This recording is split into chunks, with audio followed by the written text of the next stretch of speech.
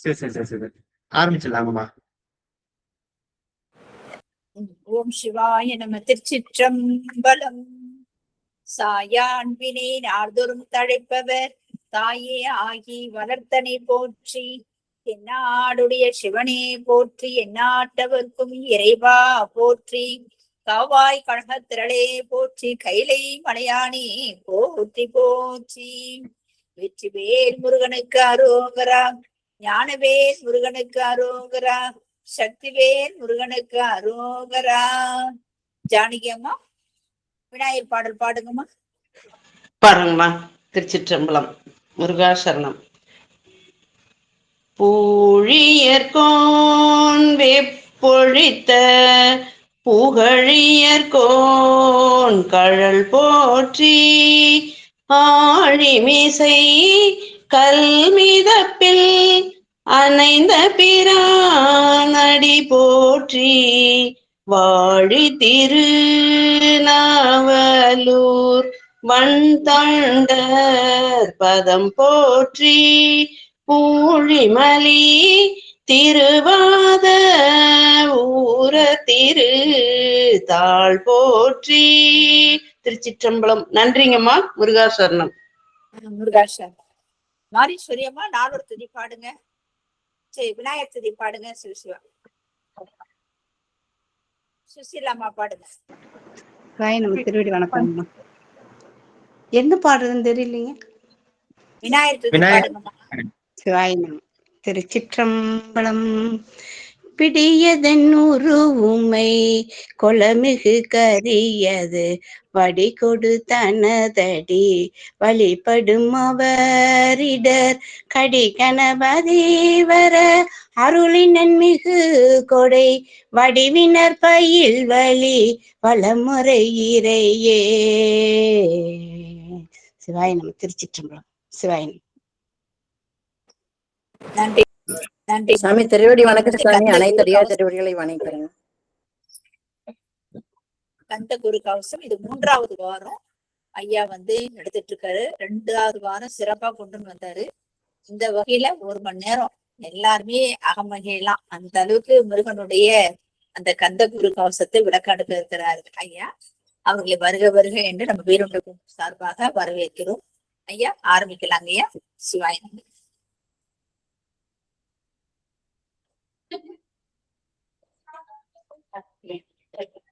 விழிக்கிதுணை நின்மென் மலர் பாதங்கள் மெய்மை குன்றா மொழிக்கிதுணை முருகா எனும் நாமங்கள் முன்பு செய்த பழிக்கிதுணை அவன் பன்னிரு தோளும் பயந்த தனி வழிக்கு துணை வடிவேலும் செங்கோடன் மயூரமுமே.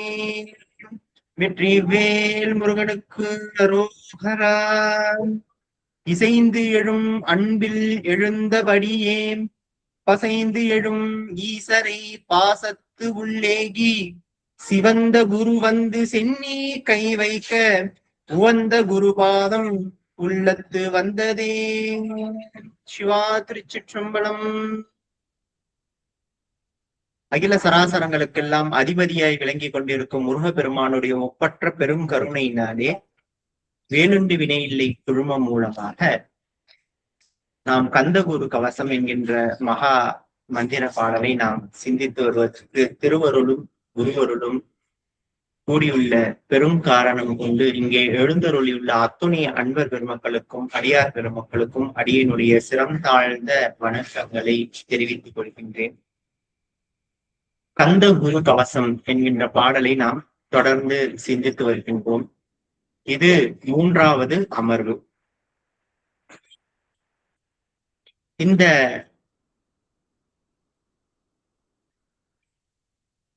பாடலை சிந்திப்பதற்கு பலவிதமான காரணங்கள் உள்ளன.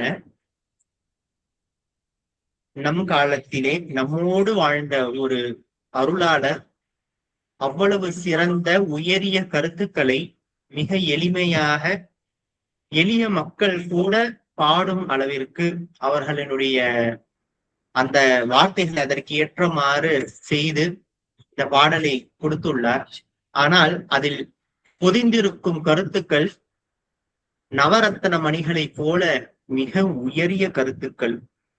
ஒவ்வொரு வார்த்தையும் நமக்கு ஒழுக்கத்தையும் இறையாண்மையையும் இந்த ஆன்மா எதற்கு பிறந்து வந்ததோ அதனுடைய நோக்கத்தையும் நமக்கு தெளிவாக உணர்த்தி பெருமானுடைய இறைநிலையை நமக்கு உணர்த்தி நம்மளை பெருமானோடு சேர்த்து வைப்பதற்கு எளிமையாக வழிவகுக்கக்கூடிய ஒரு பாதையாக இருப்பதனாலே இந்த பாடலை யாரும் அதிகமாக உரை கூட எழுதவில்லை. அதனாலே அடியார் பெருமக்களுக்கு இந்த பாடலை போய் சேர்க்க வேண்டும். அதனுடைய ஆழமான கருத்துக்களை அடியார்கள் உணர்ந்து உயர்ந்து கொள்ள வேண்டும் என்கின்ற கருத்திலே திருவருள் கூடியுள்ள வண்ணம் இந்த பாடலை சிந்திப்பதற்கு நாம் இந்த முயற்சியை எடுத்துள்ளோம். இந்த நிகழ்வுக்கு போகும் போதற்கு முன்னே ஒரு சிறிய ஒரு அறிவிப்பு. வேலுண்டு வினையில்லை குழுமம் எவ்வளவு பெரிய உன்னதமான தொழில், அதாவது பணி செய்து கொண்டிருக்கின்றது என்பது இங்கே உள்ள அடியார்களுடன் இங்கே இறைவனுடைய கருணையினாலே ஆரம்பிக்கப்பட்ட ஒவ்வொரு நிகழ்வும் அவனுடைய திருவருளை முன்னிறுத்தி மிக சிறப்பாக செயல்படுவது மூலமாக நமக்கு வெளிவருகின்றது. ஒவ்வொரு அடியார்களுக்கும் என்ன விதமான தேவைகளாக, அதாவது புறப்பொருள்களை தாண்டி அகப்பொருள்களுடைய தேவைகளை கூட நம்மளுடைய அகப்பூசைகளும் நம்மளுடைய வார வழிபாடும் நம்மளுடைய சொற்பொழிகளும் நம்மளுடைய கந்த சஷ்டி விழாவும் பூர்த்தி செய்து வைத்திருப்பது என்கின்ற விஷயம் நம்ம கண்ணுக்கு எதிராக நாம் கண்டு உறுதிப்படக்கூடக்கூடிய ஒரு விஷயமாக நமக்கு தெரிகின்றது. இங்கே நடக்கக்கூடிய அத்துணை நிகழ்வுகளும் பெருமானுடைய காரணத்தை பெருமானை தலைவனாக வைத்து அவனுடைய அருளை ஆதாரமாக வைத்துதான் நாம் இந்த ஒவ்வொரு நிகழ்வுகளையும் நிகழ்த்தி கொண்டிருக்கின்றோம். இங்கே வருகின்றவர்கள் சிறியவராக இருந்தாலும் பெரியவராக இருந்தாலும் 3 வயது குழந்தையாக இருந்தாலும் சரி 100 வயது பெரியவராக இருந்தாலும் சரி, அவர்களுக்கு நம்மளுடைய பார்வை என்பது ஒரே பார்வை, அவர்களுக்கு கொடுக்கக்கூடிய மரியாதை என்பது ஒரே மரியாதை. அவர்களுடைய சிந்தையிலிருந்து வரக்கூடிய வார்த்தை ஒவ்வொன்றும் இறைவன் அவர்களுடைய சிந்தையிலே நிறுத்தி அவர்கள் மூலமாக சொல்லப்படக்கூடிய வார்த்தை. இங்கே கேட்கக்கூடிய அன்பர்களுடைய வினைகளுக்கு அவர்கள் எந்த விஷயத்தை கேட்க வேண்டும் என்று இருக்கின்றோ அந்த வார்த்தைகளே அவர்கள் மூலமாக சொல்லப்படுகின்ற வார்த்தை.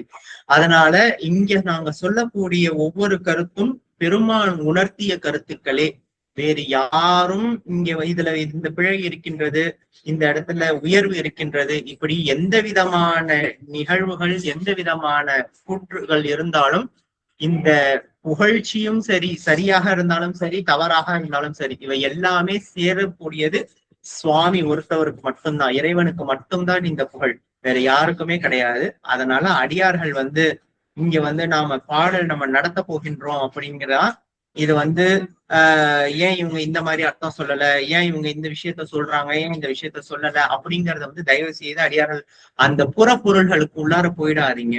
நாம சொல்லக்கூடிய ஒவ்வொரு வார்த்தையிலும் சிந்திக்கக்கூடிய ஒவ்வொரு எழுத்திலும் எழுத்திற்கு நடுவிலே இருக்கக்கூடிய அந்த இடைவெளியில கூட இறைவனை மட்டுமே நாம சிந்திக்க வேண்டும். இறைவனை நாம் சிந்தித்து நாம நம்மளுடைய வாழ்வை உய்ய வைக்க வேண்டும். உயரிய பாதையில போகிறதுக்கான ஒரு முயற்சி தான். வள்ளலார் பெருமான் சொன்ன வார்த்தை, கண்டவர் விண்டதில்லை விண்டவர் கண்டதில்லை. இறைவனை பார்த்தவன் பேச மாட்டான், பேசுறவன் பார்த்திருக்க மாட்டான்னு சொல்லுவாங்க. நாம எல்லாருமே இந்த வாயின்னு சொல்லி நமக்கு கொடுத்திருக்காரு சுவாமி, இந்த சிந்தைன்னு நமக்கு கொடுத்திருக்காரு சுவாமி. இந்த விஷயங்களை நாம அந்த கரணங்களை வைத்துதான் நம்ம இறைவன் அடையணும். அதனால நம்ம போற்றி செய்வதுதான் இந்த நிகழ்வுகள்ல நாம பேசுறது, இறைவனை பற்றி சிந்திக்கிறது, இறைவனை பத்தி பாடுறது, அடியார்கள் சங்கமம் செய்யறது, இவை எல்லாமே பாத்தீங்கன்னா இறைவனை போற்றி செய்வதனுடைய ஒரு வழிதான். அவனை அடைவதற்காக நம்மளுடைய வாக்கு மனம் செயல் இவை எல்லாவற்றிலுமே இறைவனை மட்டுமே தான் நாம இங்க முன்னிறுத்தி செய்கின்றோம். இங்க யாருக்கும் உயர்வு தாழ்வு சிறியவர் பெரியவர் என்கின்ற பேதைமை கிடையாது என்கின்ற ஒரு சிறிய விஷயத்தை இங்கே சொல்லி இந்த நிகழ்வுகளை ஆரம்பிக்கிறேன். இந்த நிகழ்வு கூட வந்து பாத்தீங்கன்னா கிட்டத்தட்ட இந்த 3 அமர்வுகளாக நாம வெறும் 3 வரிகளை மட்டும் தான் சிந்தித்துள்ளோம். முதல் அமர்வுல கந்தகுரு கவசங்கிறதுக்கு அந்த வார்த்தைக்குள்ள பேர் மட்டும் தான் சிந்திச்சோம். நம்மளுடைய குறிக்கோள் இந்த பாடலை சீக்கிரமா முடிச்சுட்டு அடுத்த பாடலுக்கு போவோம். இங்க யாருக்கும் இது சிலபஸ் கிடையாது, யூனிவர்சிட்டி கிடையாது, எல்லாருக்கும் நம்ம இங்க எக்ஸாம் வைக்க போறது கிடையாது, இங்க ஒண்ணும் மார்க் போட போறது கிடையாது, சர்டிபிகேட் கொடுக்க போறது கிடையாது. இவை எல்லாமே இறைவனை நோக்கி நம்ம நேற்றைய அமர்வுக்கும் இன்றைய அமர்வுக்கும் இறைவனை நோக்கி நாம இன்னும் ஒரு படி மேல போயிருக்கோம் அப்படிங்கிற ஒரே ஒரு விஷயம் மட்டும்தான் நமக்கு தெரியணும். ஆத்ம முன்னேற்றம் இருக்கணும். அதுல சொல் குற்றம், பொருள் குற்றம் இவையெல்லாம் நமக்கு தேவையில்லை என்கின்ற இந்த ஒரு சின்ன காஷன் ஸ்டேட்மெண்ட் சொல்லிட்டு அடியன் ஆரம்பிக்கிறேன். சிவ முதல்ல கந்த குரு கவசம் அப்படின்னு சொல்லிட்டு அந்த பேர், அதற்குள்ள அர்த்தத்தை நம்ம முழுவதுமாக உணர்ந்து கொள்ள வேண்டும். கந்தர் குரு கவசம் அப்படிங்கிறது இந்த 3 வார்த்தைக்குள்ள அர்த்தம் என்ன? கவசமாக இந்த பாடல் இருக்கின்றது. எதற்கு கவசம்? இந்த ஆத்மாவிற்கு கவசம். ஆத்மாவை எதிலிருந்து பாதுகாக்கின்றது? கவசமானது எதிலிருந்து பாதுகாக்கப்படுகின்றது அப்படின்னா, இந்த ஆன்மாவுக்கு உள்ள இந்த காமாதி, லோப, ஆச்சரியம் முதலிய இந்த 6 விதமான பகைமைகள் இருக்கின்றத. இந்த பகைமையிலிருந்து இந்த ஆன்மாவை இந்த பாடலானது கவசமாக நமக்கு பயன்படுத்துகின்றது. இந்த கவசத்தை நமக்கு யார் நமக்கு கவசமாக கொடுக்கின்றார்? ஒருத்தர் மூலமாக இந்த பாடல் நமக்கு கவசமாக இருக்கு. யார் அப்படின்னா குருநாதர் இந்த கவசத்தை வைத்து இந்த ஆன்மாவை காக்கின்றார். அப்படி குருவாக வருகின்றவர் யார் அப்படின்னு சொல்லி ஒரு கேள்வி வரப்போ அவருக்குதான் கந்தர் அப்படிங்கிற ஒரு பேர் நாம சொல்றோம். அப்ப கந்தர் அப்படிங்கிற பேர் எதற்கு? யார் அந்த கந்தர் அப்படிங்கறத ரொம்ப நீள அகண்டு ரொம்ப சிந்திச்சிருக்கோம். அப்படி அந்த கந்தர் பெருமானுடைய தயவு, கந்தர் பெருமானுடைய கருணை நமக்கு வரணும், நம்ம உணர்ந்து கொள்ளணும். அந்த கந்தர் பெருமான் நமக்குள்ளாரதான் இருக்கிறார் அப்படின்னு சொல்லி உணர்ந்து கொள்ளணும். அப்படின்னா நம்ம செய்ய வேண்டிய ஒன்றே ஒரு விஷயம், ஒழுக்கம். அந்த ஒழுக்கம் நமக்கு எவ்வளவுக்கு எவ்வளவு இருக்கிறோ அந்த அளவுக்கு கந்தர் பெருமான் நம்மளை மேலே ஏற்றி செல்வார். அந்த பெருமான் நம்மளை இறைவனோடு ஒன்றாக ஆக்கி சாயுஜ்ய நிலையை நமக்கு தந்தருளுவார்.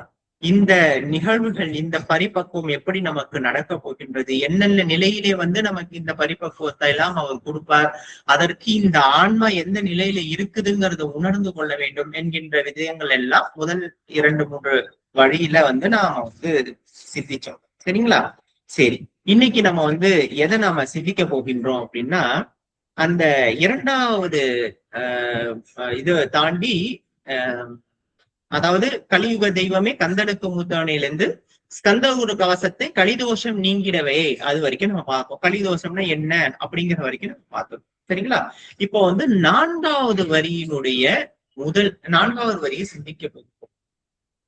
இந்த 4வது வரியை நாம் சிந்திப்பது அப்படிங்கிறது ரொம்ப ரொம்ப கவனமாக நாம் இந்த பொருள்களை விளங்கி கொள்ள வேண்டியது என்கின்றது அவசியமாக இருக்கின்றது. ஏனென்றால் இந்த வார்த்தையை பாத்தீங்க அப்படின்னா, இந்த வார்த்தை அடியின் படிக்கின்ற 4வது வரியை திருவடியின் திருவருளால் செப்புகிறேன் காத்தருள்வாய் அப்படிங்கிற வார்த்தை தான். சரிங்களா? இப்போ திருவடி என்கின்ற ஒரு வார்த்தை இருக்கு. இந்த திருவடினா என்ன அப்படிங்கிறத நம்ம தெரிஞ்சுக்கணும். எல்லாருமே இன்னைக்கு நாம ஒவ்வொரு நிகழ்வுகள்லயும் சரி, ஒவ்வொரு அடியார் பெருமக்களையும் பாக்குறப்பயும் சரி, நம்ம கோயில்ல போய் சுவாமியினுடைய உருவ நிலையை பாக்குறப்பயும் சரி, எல்லா இடத்துலயும் நம்ம திருவடியை மட்டும்தான் நாம முன்னிலைப்படுத்துறோம்.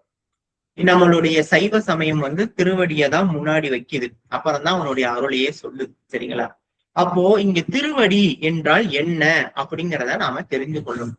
அடியார்கள் ஒவ்வொருத்தவரும் ஒவ்வொரு நிலைகளிலும் திருவடியை பற்றி சொல்கின்றோம் இல்லையா? திருவடி வணக்கம் சொல்லி சொல்கின்றோம். அப்படி திருவடி என்றால் என்ன? அடியார்களை பொறுத்தளவுக்கு திருவடி என்கின்ற வார்த்தையினுடைய அனுபவம் என்ன என்கின்றது அடியனுடைய கேள்வி. அடியார்கள் அவர்களுக்கு தெரிந்த அனுபவத்தை சொல்லலாம். திருவடி என்றால் என்ன? எல்லா அடியார்களையும் சிவமா பாவிக்கணும்னு சொல்லிட்டுதான் நம்ம எல்லா அடியார்களையும் சிவமா பாவிக்கணும். அப்ப அவங்க திருவடியை வணங்கணும். இது நம்ம அவங்க இப்ப சுகந்தி, ஜானகி அம்மா அப்படி நம்ம வணங்குறது கிடையாது. எல்லாமே சுகமா பாவிக்கணும்ன்றதுனால அந்த திருவடியாவே நடிச்சு நம்ம வணங்குறோம். திருச்சிற்றம்பலம்னு எதுக்கு சொல்றோம் சாமி? அப்புறம் நம்ம ஐயா நலமான்னு விசாரிக்கிறது திருச்சிற்றம்பலம் சொல்றோங்க ஐயா. என்னங்கம்மா என்னங்கம்மா? நல்லா இருக்கீங்களா நலமான்னு விசாரிக்கிறதுக்கு தான் திருச்சிற்றம்பலம் சொல்றேங்க ஐயா. நலமாக விசாரிக்கிறதுக்காக திருச்சிற்றம்பலம் சொல்றோம். சரி சரி. அடுத்து இது சிதம்பரத்து வணக்கம். திருவடினாலே சிவம் அப்படிங்கறதாங்க ஐயா. சிவத்துக்கு வணக்கம். சிவம் தான். சரி, அது சிவம்னே சொல்லியிருக்கலாமே, திருவடின்னு எதற்கு சொல்கின்றோம்? சிவசிவன்னு சொல்லியிருக்கலாமே, சிவாய நமன்னு சொல்லலாமே. திருவடின்னு எதற்கு, அந்த வார்த்தை எதற்கு சொல்கின்றோம்? திருவடியும் சிவமும் ஒண்ணு அப்படிங்கறத காட்டுறதுக்காக தான் நாம திருவடி சரணம் திருவடி அப்படி சொல்றோம். சரி சரி. பொன்முடியம்மா ஐயா நம்முள்ள இருக்கிற சிவத்தை தான் நம்ம வணங்குறோங்க ஐயா. அதனால அது சிவனுடைய திருவடி, அதனால திருவடி வணக்கம்னு சொல்றோங்க ஐயா. அப்படின்னா நீங்க மத்தவங்களை பார்த்து சொல்றப்ப நீங்க உங்களுக்குள்ளாரே வணக்கம் சொல்லிக்கிறீங்க, அப்படித்தானே? அப்படி இல்லைங்க, எல்லா ஆன்மாக்குள்ளயும் இருக்குதுங்க ஐயா. எல்லா ஆன்மாக்குள்ளயும் சிவம் இருக்குதுங்க ஐயா. அந்த சிவத்தை தான் நம்ம வணங்குறோம். அதுக்குதான் அவருடைய திருவடி வணக்கம்னு சொல்றேங்க ஐயா. சரி சரி. சரி, வேற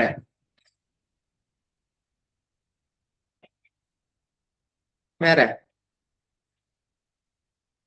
ஐயா திருச்சிற்றம்பலம்ங்கிறது சிவனுடைய இதுக்காகத்தாங்க ஐயா திருச்சிற்றம்பலம் சொல்றேங்க ஐயா. சிவனை நம்ம மனதிலேயே சிவனை நினைச்சிட்டு இருந்து அந்த ஆணவமெல்லாம் எல்லாமே எடுத்து நல்ல ஒரு பண்பான முறைக்காக அடியார்களையோ மற்றவங்க குருவே இவங்களை பார்க்கும்போது நம்ம திருச்சிற்றம்பலம் சொல்லி இது பண்றோங்க ஐயா. சரிங்க, சரி சரி. அடியேன் சொல்கின்றேன். சரி, அடியேன் சொல். அடியார்கள் ஒவ்வொருத்தவரும் ஒவ்வொரு விதமான பதில் சொன்னீங்க. அவை எல்லாமே ஓரளவுக்கு உண்மைதான், ஓரளவுக்கு அதற்கான நிலை சரி சரிங்களா? அடின்னு ஒன்று இருக்கு. அந்த அடியை வைத்து ஒருத்தவரை அடியார்னு சொல்லி பேர் கூட வைத்திருக்கிறோம், சரிங்களா? அடியார் அப்படின்னு சொல்லியிருக்கோம். இந்த மானிட பிறப்பு நமக்கு கொடுக்கப்பட்டிருக்கு. இந்த பிறப்பினுடைய நோக்கம் என்ன அப்படிங்கிறத நாம கொஞ்சம் சிந்திக்க வேண்டிய விஷயம் இங்க இருக்கின்றது. பெருமான் நமக்கு எதற்கு இந்த உடல், இந்த உலகம், சிவஞானம், திருவாசகம், அடியார் பெருமக்கள், சைவ சமயம், இவை எல்லாத்தையும் நமக்கு எதற்கு கொடுத்திருக்கிறார் அப்படிங்கிறத நாம ரொம்ப ரொம்ப ஆழமாக சிந்திக்க வேண்டும். நாம சிந்தனை செய்ய செய்ய செய்ய இறைவன் நமக்கு உள்ளார கேள்வியின் நாயகனாக இருந்து விடையேறியாக விடை கொடுப்பார், சரிங்களா? நாம நமக்குள்ளார 1000 இல்ல கோடி கேள்விகள் நம்ம கேட்டுக்கொண்டே இருக்கணும். கேட்க கேட்க கேட்க அதற்கான தெளிவும் அதற்கான பதிலும் நமக்கு கிடைக்கும். அதுவும் இறைவனே கொடுப்பார். நம்மளை எதற்கு இந்த உலகத்துல பிறக்க வைத்திருக்கிறார் சாமி? எதற்கு நமக்கு இந்த உடல், இந்த பிறப்பு கொடுத்திருக்கிறார்? மனித பிறப்பு எதற்கு கொடுத்திருக்கிறார்? 6 அறிவு எதற்கு கொடுத்திருக்கிறார்? அடியார் பெருமக்களினுடைய தொடர்பை எதற்கு கொடுத்திருக்கின்றார்? குருநாதரினுடைய வருகையை, குருநாதரினுடைய தீட்சையை எதற்கு கொடுத்திருக்கின்றார்? நம் கையிலே திருவாசகத்தை தொடுவதற்கான பாக்கியத்தை எதற்கு கொடுத்திருக்கின்றார்? திருவாசகத்தை முற்று ஓதல் செய்வதற்கான அனுபவத்தை எதற்கு நமக்கு கொடுத்திருக்கின்றார்? முருக பெருமானை நினைந்து நினைந்து உருகுவதற்கான இந்த செயலை, இந்த பொழுதை எதற்கு நமக்கு கொடுத்திருக்கின்றார்? இந்த மூச்சை எதற்கு கொடுத்திருக்கின்றார்? இந்த உலகத்தை, சகல போன போகத்தை எதற்கு கொடுத்திருக்கின்றார்? எல்லாமே சிவத்தை அடைவதற்கு மட்டும்தாங்க. சிவம் தான் எல்லாமே. அதனால சிவத்தை அடைவதற்கு தான் எல்லாமே கொடுத்திருக்காருங்கிறது. மிக்க மகிழ்ச்சி. பெருமானுடைய அடியை அடைவதற்காக மட்டும்தான் இது எல்லாமே. அடியை அடைவதற்காக மட்டும்தான் இவை எல்லாமே. நாம எடுத்துக்கொள்ளுகின்ற எல்லா முயற்சியும் அதற்காக மட்டும்தான் சாமி. நல்லா தெரிஞ்சுக்கோங்க. எனக்கு இப்ப அடியனுக்கு ஒரு சில காற்றின் மூலமாக வந்த விஷயங்கள். இந்த பாடலை படிச்சா எனக்கு இந்த விஷயம் கிடைக்கும், திருவிழிமிழலையில உள்ள பதிகம் படிச்சா காசு நல்லா கிடைக்கும், மந்திரமாவது நீர் படிச்சா உடல்ல உள்ள இது குணமாகும். இவையெல்லாம் நம்மளுடைய நம்பிக்கைக்காக நமக்காக. இவன் ஒரு சில திருவாச முற்றோதல்ல பிரார்த்தனை பத்துல எங்களுக்கு இந்த விஷயங்கள்லாம் வேணும் லிஸ்ட் எழுதி வச்சு அதை பாட்டு படிக்கிற அடியார்கள் கூட இருக்கிறாங்க. அவர்கள் அடியார்கள்னு சொல்லக்கூடாது. ஏன்னா அந்த அடிக்குள்ள அர்த்தத்தை நான் இப்ப சொல்ல போகின்றேன். அடியார்கள் கிடையாது, அவர்கள் அன்பர்கள் தான். சரிங்களா? நம்மளுடைய வாழ்க்கையினுடைய ஒரே குறிக்கோள், அடைய வேண்டிய ஒரே நிலை என்பது திருவடி என்கின்ற நிலைதான், வேற எதுவுமே கிடையாது. மாணிக்கவாசகர் திருவாசகத்துல சொல்றப்ப என்ன சொல்றாரு? இந்த பாடலை எல்லாம் உணர்ந்து படிச்சவங்க என்ன அடைவாங்க? எங்க போய் உட்காருவாங்களாம்? சிவனுடைய அடியினுடைய கீழே போய் எல்லாரும் பணிந்து அடியார்கள் எல்லாம் பணிந்து ஏத்துவதற்கு அவர்கள் போய் உட்காருவாரு அப்படின்னு சொல்றாரு. சரிங்களா? அப்போ அந்த திருவடினா என்ன? திருவடினா என்ன? சிவபெருமான் தான் திருவடியா அப்படின்னா சிவபெருமான் திருவடி கிடையாது. அடியார்கள் தான் திருவடியா அப்படின்னா அடியார்கள் திருவடி கிடையாது. அந்த அடியை பற்றியவர்கள் அடியார்கள். சரிங்களா? அப்போ அடியார்கள் எங்க இருப்பாங்கன்னா சிவனுடைய அடிக்கு கீழே இருப்பாங்க. சிவனுடைய அடிங்கிறது என்ன அப்படிங்கிறது ஒரு கேள்வி. சரியா? இப்போ இறைவனுக்கு உரு இருக்குதா? நம்ம நார்மலா ஒரு சின்னதா ஒரு லேமன் லாங்குவேஜ்ல சாதாரண ஒரு மக்கள்கிட்ட கேட்கிற மாதிரி கேட்போம்னு வச்சுக்கோங்களேன். இறைவன் அடினா என்ன அப்படின்னு கேட்டாங்கன்னா மூன்று விதமான பதில் இருக்கு. முதல் இது 1 அடி 2 அடின்னு சொல்லிட்டு அந்த அளவு கொள்ள வர அடி. 2வது குடுத்தா வாங்குற அடி, நல்லா பலார்னு குடுத்தா வாங்குற அடி. 2வது 3வது அடிங்கிறது அவர்களுடைய திருவடின்னு காலம் சொல்றது ஒன்று. சரிங்களா? இந்த 3 விஷயங்கள்லயுமே இறைவன் நமக்கு செய்யறாரா? முதல்ல என்ன செய்யறாரு? அளக்க முடியுமா இறைவனை? 1 அடி 2 அடியினால அளக்க முடியுமா? அளவுக்கு அடங்காதவன் அவன். அழகில் சோதியன், அழகு இல்லாதவன். அந்த அடி அவனுக்கு கிடையாது. சரி, 2வது அடி என்னது? பலார்னு அடி கொடுக்கறது. சாமி என்னைக்காவது யாரையாவது அடிச்சிருக்காரா? மன்னன் அடி வாங்கியிருக்கிறதுனா கூலி கொண்டு அக்கோவால் முத்துண்டன்னு சொல்றாங்க. அடி வாங்கினவன் கிடையாது, அடி வாங்குறவன் வாங்கியிருக்கான் நல்லா. சரியா? அந்த அடியும் கிடையாது. 3வது அடி திருவடி கால் அப்படின்னு சொல்றோம். பெருமானுக்கு உரு இருக்குதா? உரு இருந்தால்தான் கால் இருக்கும். அப்ப உரு இல்லை அப்படின்னா கால் கிடையாது. அப்போ அந்த திருவடி என்கின்ற வார்த்தை என்ன? ஏன் அந்த திருவடியில போய் அடையணும்? சென்னி பத்துல ஒவ்வொரு பாட்டிலையும் சொல்றாரு, சென்னி உன்னுடைய திருவடியே என்னுடைய சென்னி மிசையில திகழும் உன்னுடைய திருவடி என்னுடைய சென்னி மிசை மலரும் அப்படின்னு பொழியும் அப்படின்னு ஒவ்வொரு வார்த்தையும் சொல்றாரு. ஒவ்வொரு இடத்துலயும் மாணிக்கவாசகர் அந்த திருவடியை பற்றி சொல்லாத இடமே கிடையாது. அப்படி அந்த திருவடிக்கு என்ன அங்க அர்த்தம்? அந்த திருவடி பத்தி ஏன் அவ்வளோ ஒரு இம்பார்ட்டன்ஸ் அவர் கொடுக்குறாரு? இவர் நம்மளுடைய வள்ளலார் பெருமான் அவ்வளவு சொல்றாரு திருவடி புகழ்ச்சின்னு. அருட்பெருஞ்சோதி ஆரம்பிக்கிறதுக்கு முன்னாடி அதை பத்தி தானே சொல்றாரு.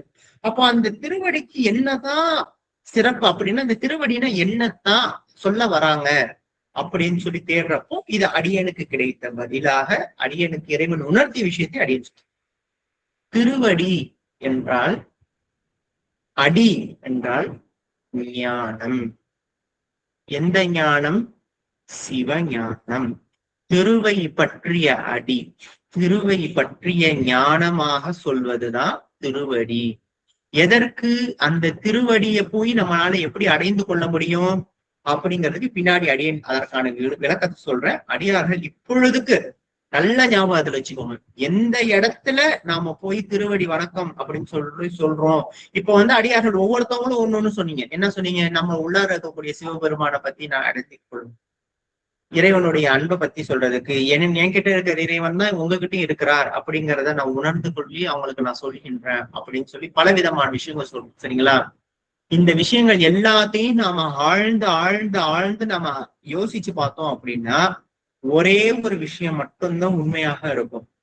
சுத்தமான ஞானம் எல்லா இடத்துலயும் நிரம்பி இருக்கின்றது. அந்த ஞானம் தான் எங்குள்ளாரையும் இருக்குது, அந்த ஞானம் தான் உங்களுக்குள்ளாரையும் இருக்குதா. அந்த ஞானத்துக்கு உள்ளார ஒரு ஞானமாக பெருஞானமாக சிவபெருமான் இருக்கின்றார். சரிங்களா? அதனாலதான் அந்த திருவடியை நாம போற்றுகின்றோம். அப்போ சிவபெருமானை பற்றி அறிந்து கொள்வதற்காக, சிவபெருமானை பற்றி தெரிந்து கொள்வதற்காக, சிவபெருமானை பற்றி உணர்ந்து கொள்வதற்காக நமக்கு தேவைப்படுகின்ற ஒரு ஒரு ஒரு கோல் என்னன்னா ஞானம். அதனாலதான் நாம திருவடியை ஞானம் சொல்கிறோம். சரிங்களா? சரி. திருநல்லூர் பெருமணத்துல, திருநல்லூர்ல நாவுக்கரசருக்கு பெருமான் திருவடியை தலையில சூட்டுனதா சொல்றாங்களே, அப்படின்னா அது என்ன? அவருக்கு அங்கதான் ஞானம் கிடைச்சிச்சா அப்படின்னு அடியார்கள் கேட்பது உண்டு. கேட்பீங்களா? கேட்கணும், ஆக்சுவலா கேட்கணும். ஏன் அவருக்கு திருநல்லூர்ல நீ வா, நான் என்னுடைய திருவடியை தூக்கிட்டு உன்னுடைய தலைமையில சூட்டுறேன் அப்படின்னு சொல்லி ஏன் சொல்லியிருப்பாரு? ஏன் அதுக்கு என்ன காரணம் இருந்திருக்கலாம்?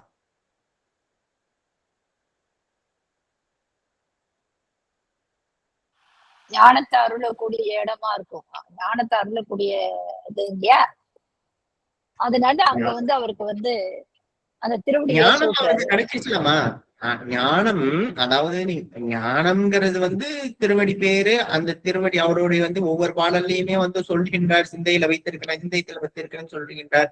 அவருக்கு எப்பயும் வந்திருக்கணுமே ஞானம். ஏன் திருநல்லூருக்கு வா, அங்க உன்னுடைய திருவடியை நான் சத்திமுத்தத்துல கேட்டவரை அங்க எதற்கு சொன்னாரு? இதுக்கு என்ன காரணம் இருக்க முடியும்?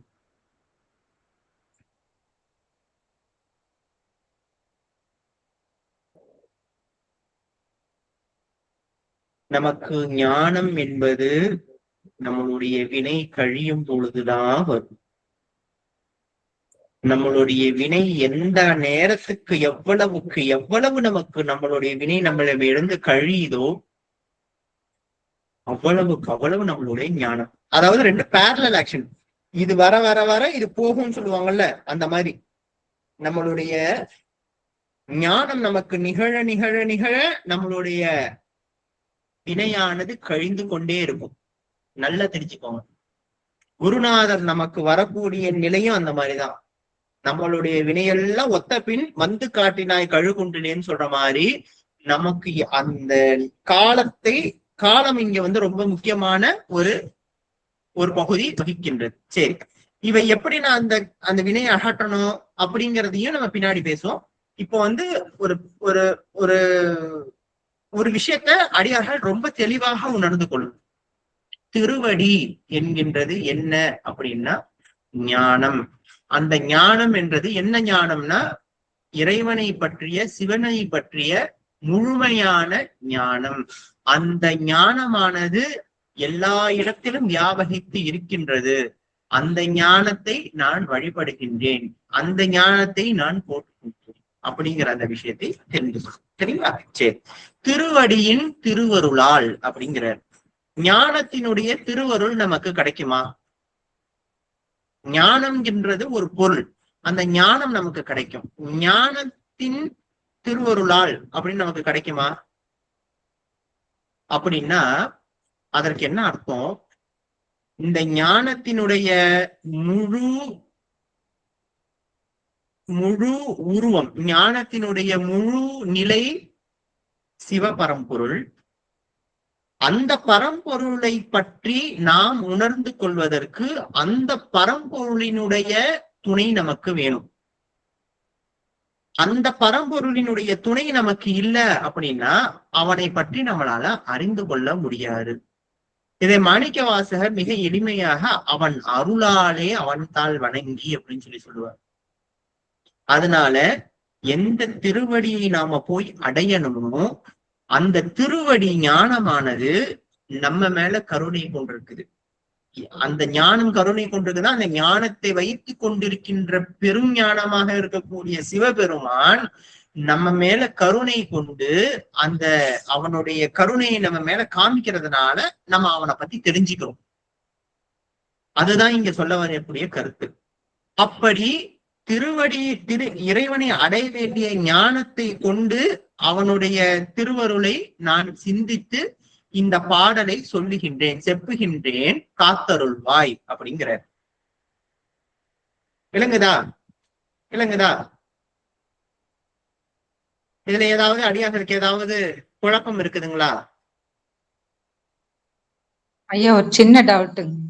ஆமா, சொல்லுங்கம்மா. அப்ப மாணிக்க வாசகருக்கு தீட்சை கொடுப்பாரு இல்லைங்களா? திருவடி தீட்சைன்னு கொடுக்கும்போது அவருக்கு இன்னும் வினை கழிஞ்சிருக்கு இல்லைங்களே? அவர் அந்த பணம் வாங்கிட்டு வந்தது அதுக்கப்புறம் தானே போய் கழிக்கிறாரு. அப்ப வினை கழியறதுக்கு முன்னாடியே அவருக்கு திருவடி தீட்சை கிடைச்சிருச்சுங்களா? ஞான தீட்சை கிடைச்சிருச்சா? அப்படி. ஆமா, மிக சரியாக. அதுவும் அடியேன் எழுதி வைத்திருக்க, அதையும் அடியேன் சொல்ல வேண்டிய விஷயங்கள் தான். மிக தெளிவான கேள்வி சாமி. அதாவது திருவாதவூர் புராணத்துல ஒரு வார்த்தை வரும், மாணிக்க வாசகர் என்ன வாங்குறதுக்காக வந்தார் அப்படின்னா பரி வாங்குவதற்காக வந்தார் அப்படின்னு சொல்லுவார். சரிங்களா? பரினா குதிரை. மதுரையிலிருந்து பாண்டிய நாட்டிலிருந்து சோழ நாட்டுக்கு குதிரை வாங்குறதுக்காக வருகின்றார். அதுல அவர் பரஞ்சோதி முனிவர் பரஞ்சோதி எழுதியிருக்கிற அந்த இதுல அந்த பதிகளை பாத்தீங்கன்னா, மல பரிபாகம் அற்ற இவனுக்கு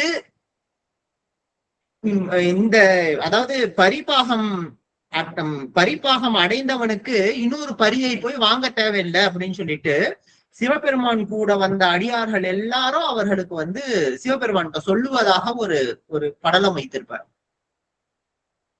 இதுல மாணிக்க வாசகர் என்ன செய்தார்? எதனால மாணிக்க வாசகரை சூஸ் பண்ணார்? எத்தனையோ பேர் இருக்காங்கல்ல. எதனால மாணிக்க வாசகரை இறைவன் திருவாசகம் பாடுவதற்கு கூப்பிட்டிருக்கிறார்? யாரையோ கூப்பிட்டுருக்கலாம், எத்தனையோ பேர் இருக்காங்க, யாரையோ கூப்பிட்டுருக்கலாம். இவர் பேர் கூட நமக்கு தெரியாது, மாணிக்க வாசகர் பேர் கூட நமக்கு தெரியாது இல்லையா? இவர் எதுக்கு கூப்பிட்டாரு? எதற்கு இவருக்கு அறிவுரை கொடுத்திரு, இவருக்கு தீட்சை கொடுத்திருக்காரு? திருவடி தீட்சை எதற்கு கொடுத்திருக்காரு? அப்படி திருவடி தீட்சை கொடுத்தா என்ன நடக்கும்? பூர்வ ஜென்மத்துல அவரு வாக்கு கொடுத்திருக்கிறாரு ஐயா. அது மாதிரி அந்த கைலாயத்துல இந்த முனிவரா இருக்கும்போது இவை எல்லாமே நமக்காக எளிமையாக புரிந்து கொள்வதற்காக கொடுக்கப்பட்ட தத்துவங்கள்மா. சரிங்களா? அவை எல்லாமே நமக்காக ஒரு தத்துவமாக இருக்கக்கூடிய விஷயத்தை இவங்க புராணமாக சொல்றப்போ அடியார்களுடைய மனதில போய் உட்கார்ந்துக்கும். சரிங்களா? சரி. அப்படி திருவாதூர் புராணத்துல ஒரு வார்த்தை வருது. என்ன வருதுன்னா, எழுதரு மறைகள் தேராய் இறைவனை எல்லில் கங்குல் பொழுதரு காலத்து என்னும் பூசனை விடாது செய்து தொழுது அழுது கை தலைமேல் ஏற துளும்பு கண்ணீர் உள் மூழ்கி அழுது அடி அடைந்த அன்பன் அடியவர்க்கு அடிமை செய்தாம் அப்படிங்கிறார். இவர் என்ன செய்யறாருன்னா சிவபூசை செய்யறார். சிவபூசை செய்யறதுனால சிவம் அவருக்கு வெளிப்பட்டார் அப்படிங்கிறார். அழுது அந்த அடியை அடைந்திருக்கிறார் அப்படிங்கிறார். அப்ப அழுது அப்படிங்கிறது என்ன? சிவபூசை அப்படின்னா என்ன?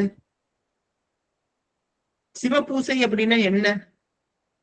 நம்மளுடைய திருவாசக சிந்தனையில சிவபூசை பற்றி பல விஷயங்கள் பற்றி நாம் சிந்தித்து இருக்கிறோம். இப்படி இருக்கிறப்போ நாம அடியார்கள் எத்தனை பேர் நித்தமும் சிவபூசை செய்கின்றார்கள்? அப்படின்னா என்ன? சிவபூசைனா என்ன? இதுல அப்படிதான் சொல்லியிருக்காங்க. சிவபூசை செய்ததுனால எழுதரு மறைகள் தேர இறைவனை எல்லில் காலை ராத்திரி எல்லாமே பொழுது அருகாலத்தும் சிவபூசை விடாது செஞ்சிருக்கார் அப்படிங்கிறாங்க. அப்படி செய்ததுனால சிவபெருமான் வந்தாரா, இல்ல அழுததுனால அவருக்கு அடி கிடைச்சிச்சா? அழுததுனாலதாங்க. உணர்ந்து பூஜை பண்ணதுனால கிடைச்சது. அப்போ நமக்கு ஒரு விஷயம் இங்க சொல்லியிருக்காங்களே, ரொம்ப ரொம்ப கிளியரா தெளிவா நமக்கு சொல்லியிருக்காங்களே. அந்த விஷயத்தை செஞ்சா நமக்கு சிவபெருமான் கிடைப்பாரா மாட்டாரா? என்ன சொல்லியிருக்காங்க இங்க? ஃபுல் மாணிக்கவாசகருடைய அவருடைய படலத்தெல்லாம் விட்டுருங்க. அதாவது சிவபெருமான் ஆட்கொண்டதுக்கு அப்புறமா அவர்கிட்ட அந்தந்த கோயிலுக்கு போய் இப்படி ஃபுல்லா செஞ்சாரு, எல்லாத்தையும் விட்டுருங்க. சிவபெருமான் எதற்கு மாணிக்கவாசகர் கிட்ட வந்தாரு அப்படின்னு சொல்லி கேட்கிறப்ப இது ரெண்டு வார்த்தை சொல்றாங்க. ஒண்ணு சிவபூசனை தொடர்ந்து செய்தார், விடாது செஞ்சிருக்கார் அப்படிங்கிறாங்க. ரெண்டாவது அழுது அழுது அடி அடைஞ்சிட்டார் அப்படிங்கிறாங்க. அப்படின்னா நம்மளும் அந்த ரெண்டு விஷயத்த செஞ்சோம்னா நமக்கு சிவபெருமான் வெளிப்படுவாரா? வெளிப்படுவாரா? அடியாரனுடைய எண்ணம் என்ன? இதுல அவர்களினுடைய யூகம் என்ன வருது? என்ன செய்தா சிவபெருமான் நமக்கு கிடைப்பாரு? மாணிக்க வாசகர் மாதிரியே அழுது அழுது உணர்ந்து உணர்ந்து பாடும்போது கிடைப்பாருங்க ஐயா. உணர்ந்து உணர்ந்து சரணாகதிங்க ஐயா. சரணாகதி சரணாகதி அடியாருக்கு தொண்டு செஞ்சா ஐயா சிவனையே கேட்பதுதான் சிவபூஜை. எல்லா உயிர்களிடத்தும் இரக்கமா இருக்கணுங்க ஐயா, பொய் பேசாம உண்மையா இருக்கணுங்க ஐயா. அது மாதிரி இவையெல்லாம் நம்மளுடைய வாழ்க்கைக்கு கொடுக்கப்பட்ட நியதிகள்மா. இவையெல்லாம் நம்மளுடைய வாழ்க்கைக்கு கொடுக்கப்பட்ட நியதி. ஒரு மனிதனாக பிறந்தவன் இந்த மாதிரி விஷயங்கள்லாம் செய்யணும். மனிதனாக, அதாவது திருவள்ளுவர் நாயனார் சொல்லியிருக்காரு, அவர் வீடு பேரை விட்டுட்டு பாக்கி 3 சொல்லிட்டாரு. இப்பெல்லாம் இருங்கப்பா, உங்களுக்கு 4வதா இருக்கக்கூடிய வீடு பேரு உங்களுக்கு கிடைச்சிடும் சொல்லிட்டாரு. ஆனா என்னுடைய கேள்வி மாணிக்க வாசகர் இந்த இப்ப 4 வரி படித்தோம் இல்லையா, இதுல அவர் சிவபூஜை தொடர்ந்து செய்திருக்கிறார், அழுது அழுது அடைந்திருக்கிறார். அப்படின்னா சிவபெருமான் அவருக்கு காட்சி கொடுத்திருக்கார். சந்திராமா கேட்ட கேள்விக்குள்ள பதில் அதுதான். அப்போ நமக்கும் சிவபெருமான் காட்சி கொடுக்கணும், நமக்கும் சிவபெருமானுடைய ஞானம் நமக்கு வேணும், அந்த திருவடியில நம்மளும் போய் புரிந்து கொள்ளணும். அப்படின்னா அவர் செஞ்சதை அப்படியே செஞ்சா போதும், வேற எதுவும் வேணாம். அந்த திருவடியை போய் நாம் பற்றி கொள்ளணும். பற்றி கொள்வதுன்னு என்ன? திருவடியை பற்றி கொள்வதுன்னு என்ன? எதை அடைவது? திருவடி அடைவதுன்னா என்னது? சிவஞானத்தை நாம் அடையணும். அதனாலதான் பெருமாள் மாணிக்கவாசகர் கையில வச்சிருக்கிற அந்த ஓலைச்சுவடி இருக்குல்ல, அதுக்கு பேர் என்னது? சிவஞான போதம்னு சொல்லுவாங்க. திருவாசகம் கிடையாது, அது சிவஞான போதம். சிவஞானத்தை, அந்த சிவஞானத்தை நாம் அடைந்து கொள்ளணும். சரி, எதுக்கு சிவஞானம் அடையணும்? சிவஞானம் அடைஞ்சா என்ன நடக்கும்? திருவடி அடைகிறதா நம்ம வாழ்க்கையினுடைய ஒரு உயர்ந்த குறிக்கோள்னு சொல்லிட்டோம். சிவஞானத்தை அடைந்து நாம என்ன செய்ய போறோம்? அந்த ஞானம் நமக்கு வந்தா என்ன நடக்கும்? நமக்கு சிவபோகம் கிடைக்கும். என்னங்கம்மா? இறைவனுடைய திருவடி கிடைக்கும் ஐயா. சிவபோகம், சிவானந்தம், சிவானந்தம் ஐயா, சிவானந்தம் கிடைக்கும். கிடைக்குங்கய்யா, பேரானந்தமே கடந்து போயிடலாம் சிவஞானத்துக்கு போனோம்னா. அவரே கிடைப்பாரு நமக்கு. அந்த மாதிரிதான். சரிம்மா, சரி, சிவபெருமானே கிடைக்கிறாருன்னு வச்சுக்கோ. சரி அம்மா சுசீலா என்ன சொல்றீங்க? பிறவியே எடுக்க வேண்டாங்களே, நம்ம சிவஞானத்திலேயே ஆனந்தமா இருக்கலாமே. அதுக்காக தான் நம்ம ஒவ்வொரு பிறவியும் எடுத்து வர்றோம். அப்ப சிவஞானத்துக்கே போகும்போது நம்மளுக்கு அதை விட வேற என்ன வேறும்? சரி, அந்த சிவஞானம் வந்துச்சுன்னா உங்களுக்கு என்ன நடக்கும்? எப்பவுமே ஆனந்தமாவே இருக்குங்க. பிறவியினுடைய பயனாக நமக்கு அடைய வேண்டியது சிவஞானம், திருவடி அப்படின்னு எதற்கு சொல்லியிருக்காங்க? சரி, ஃபார் எக்ஸாம்பிள் இப்ப மாணிக்கவாசகருக்கு திருவடி கிடைச்சிருச்சு, திருவடியோட ஒன்றாகிட்டார்னு வச்சுப்போம், சரிங்களா? அதுக்கப்புறம் அவருடைய நிலை என்ன? மறுபிறவி கிடையாது, ஜோதியோட கலந்துருவாரு இல்லையா? மறுபிறவி கிடையாது. அவர் என்ன இருக்கிறார்? சிவனோட சிவனோட அத்திவிதமா ஒன்றா கலந்துட்டாரு இல்லையா? சிவனோட ஒன்றாக கலந்துட்டார். அத்விதம், அவரு அதான் ஒன்றா கலந்தது, அத்விதமாக கலந்துட்டார். மகிழ்ச்சி. சரி, இந்த கேள்விக்கு பதில் அடியேன் சொல்கின்ற அடியார்கள் அடுத்த அமர்வுல கண்டிப்பாக ஞாபகப்படுத்துங்க, சரிங்களா? இது உங்களுக்கு கொடுக்கக்கூடிய டைம் எதற்கு கொடுக்குறேன் அப்படின்னா, இதை பத்தி உங்களுக்கு சிந்திக்கணுங்கிறதுக்காக கொடுக்குறேன். இத பத்தி நீங்க கேள்வி கேட்டுக்கிட்டே இருங்க. நம்ம எதற்கு சிவபெருமான நாம சிந்திக்கிறோம்? சிவபெருமான் கிட்ட போய் அவனுடைய திருவடி அடையணும்னு எதற்கு நாம நினைக்கின்றோம்? அப்படி திருவடி அடைஞ்சதுக்கு அப்புறம் அந்த திருவடி ஞானம் என்கின்ற சிவஞானம் நமக்கு நிகழ்ந்துருச்சு அப்படின்னா இந்த ஆத்மா என்ன செய்யும்? அந்த ஆத்மாவுக்கு என்ன தேவையாக இருக்கும்? அந்த ஆத்மாவோட நிலை எப்படி இருக்கும்? இப்படிங்கிற கேள்வியை நீங்க உங்களுக்குள்ளார கேட்டு பாருங்க. இதற்கான பதில் அடியனுக்கு உணர்த்தப்பட்ட பதிலை அடியன் வந்து அடுத்த அமர்வுல கண்டிப்பாக சொல்கின்றேன். ஆனா இந்த அடுத்த அமர்வு வர வரைக்கும் உங்களுக்கு கொடுக்கப்பட்ட நேரம் இருக்கு இல்லையா? இனி ஒரு பிறவி வேண்டாம் அப்படின்றது தானே ஐயா நம்ம சிவனடியை போய் சேரணும்னு நினைக்கிறோம். இனி ஒரு பிறவியே வேண்டாம், மாதிரி ஜென்மமே இருக்கக்கூடாது அப்படின்றதுக்காக ஏன் இருக்கக்கூடாது சாமி? ஏன் உங்களுக்கு பிறவி வேணாம்? இன்னொரு பிறவி எதற்கு வேணாம்? இந்த பிறவியே போதும் அப்படின்ற எண்ணத்துல தானே. ஏன் சாமி, ஏன் இந்த பிறவியே போதும் வேற பிறவி வேணாம் ஏன் சொல்றீங்க?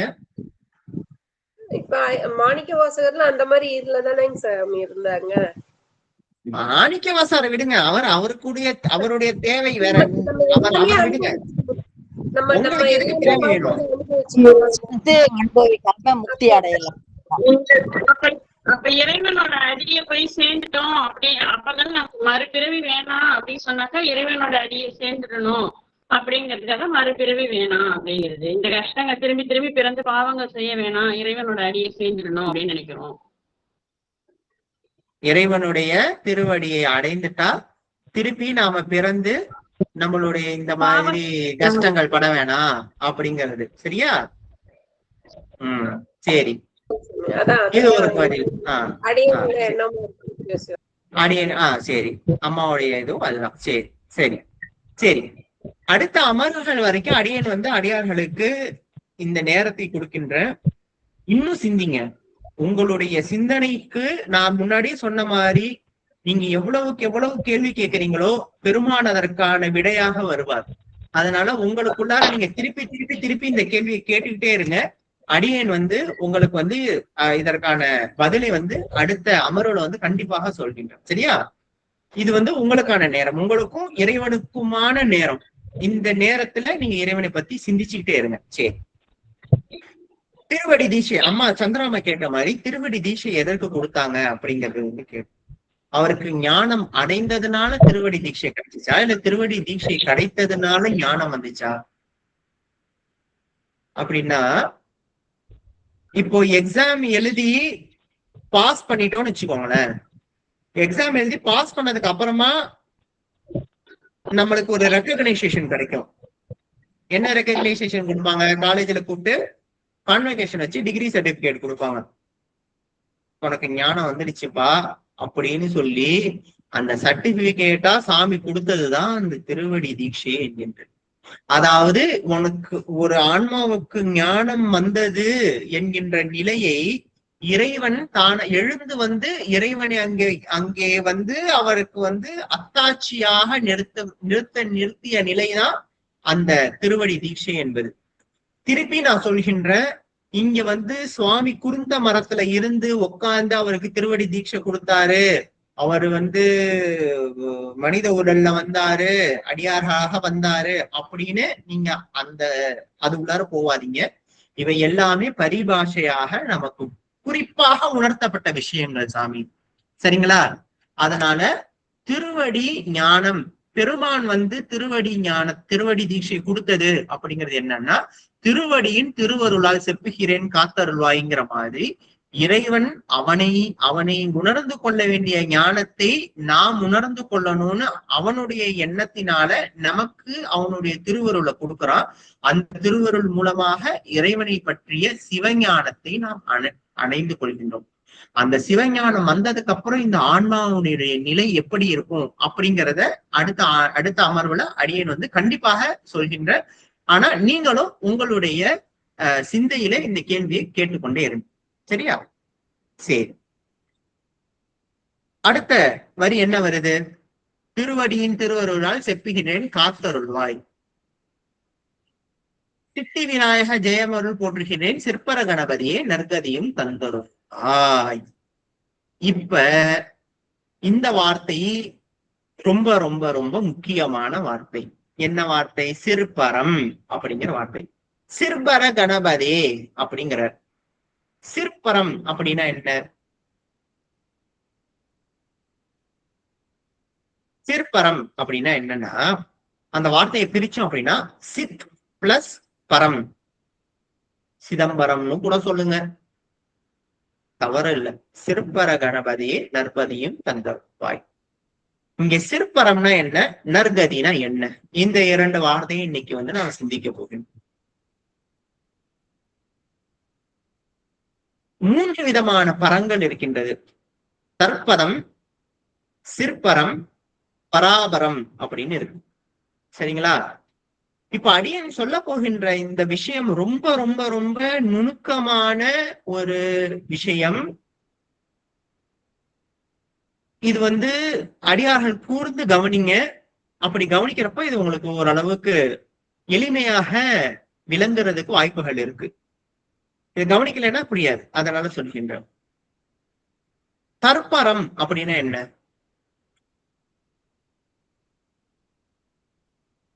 கொடுக்குறோமே அந்த மாதிரி தர்ப்பணம் பண்றது. தர்ப்பணமா? இல்ல இல்ல இல்ல சாமி, தர்ப்பணம் கிடையாது. தர்ப்பணம் இல்ல, தற்பரம். தற்பரம் பரம். ஓ சிவ சிவா. தர்ப்பணம் கிடையாது. தர்ப்பணம்னா அது இதுக்கு கொடுக்க முதியவர்களுக்கு, இவங்களுக்கு கொடுத்துக்கிறவங்க, மூதாதையர்களுக்கு கொடுக்கறதுக்கு பேர் தான் தர்ப்பணம். அது கிடையாது. தற்பரம் அப்படின்னு ஒண்ணு இருக்கு, சிற்பரம் அப்படின்னு ஒண்ணு இருக்கு. தற்பரம் அப்படின்னா என்ன? தற்பரம்னா நமக்குள்ள இருக்கிற சிவம்ங்கய்யா. நமக்குள்ள இருக்கிற சிவம் கிடையாது. தற்பரம் என்ன? ஐயா, தற்பரம்னு தத்துவம் சொல்லலாம், உண்மை நிலைன்னு சொல்லலாம். தத்துவம் மேலான. ஆமா, தற்பரம்னா தத்துவம் என்ற தத்துவம் சொல்ல, உண்மை நிலையை சொல்லலாம் தற்பரம்னா. இது பரம்னா மேலான. மேலான. பரம்னா மேலான, ஒரே ஒன்று. அதே மாதிரி சிற்பரம்னா சித்துனா அறிவு, பரம்னா மேலான. சொல். மிக சிறப்பு, மிக சிறப்பு. தற்பரம் என்றால் என்னன்னா, தான் என்கின்ற உணர்வை, நல்லா கவனிங்க, தான் என்கின்ற உணர்வை தாண்டி, தான் என்கின்ற உணர்வை தாண்டி தன்னை அறியும் இடம். எப்படி? தான் என்கின்ற உணர்வை தாண்டி தன்னை அறியும் இடம் அப்படின்னா என்ன? இந்த வார்த்தைக்கு, இந்த தற்பரம் என்கின்ற வார்த்தையினுடைய எக்ஸ்பிளைன், அந்த ஒரு அக்ரானின் மாதிரி வச்சுக்கோங்களேன், அதை நான் விரித்து சொல்லியிருக்கேன். தான் என்கின்ற உணர்வை தாண்டி தன்னை அறியும் இடம். இப்ப நாம இருக்கிறோமா? நாம எல்லாரும் இருக்கிறோம். அப்படிங்கறத நீங்க எப்படி உணர்ந்துக்குவீங்க? அந்த இருத்தல்னா என்ன?